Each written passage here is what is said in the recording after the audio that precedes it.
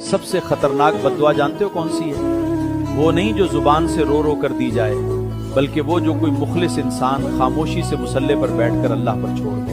تم سمجھتے ہو تم جیت گئے، تم نے اس کا مذاق اڑایا، اسے نیچا دکھایا اور وہ چپ رہا۔ ارے نادان، اس کی وہ خاموشی ہی تمہاری بربادی کا آغاز بن چکی ہے۔ جب زمین والا اپنا مقدمہ لڑنا بند کر کے معاملہ عرش والے کے سپرد کر دیتا ہے، تو پھر آسمان انصاف کا ایسا فیصلہ اترتا ہے جو بادشاہ کو بھی بھکاری بنا دیتا ہے۔ تم لاکھ سجدے کرو، جتنے مرضی حج، عمرے اور صدقے دے لو، لیکن جب تک اس ٹوٹے ہوئے دل سے تمہارے لیے سچی معافی نہیں نکلی، تمہاری زندگی میں سکون کا ایک لمحہ نہیں ہے۔ اللہ کی لاٹھی بے آواز ہے، جب وہ گھومتی ہے تو انسان کو سنبھلنے کا موقع بھی نہیں ملتا۔ کسی کے صبر، اس کی شرافت اور اس کی خاموشی کا ناجائز فائدہ اٹھانے سے ڈرو۔ اگر آج بھی وقت ہے، کسی کا دل دکھایا ہے، تو اپنا غرور توڑو اور جا کر اس سے معافی مانگو، کیونکہ انسانوں کو روند کر کائنات کے مالک کو کبھی راضی نہیں کیا جا سکتا۔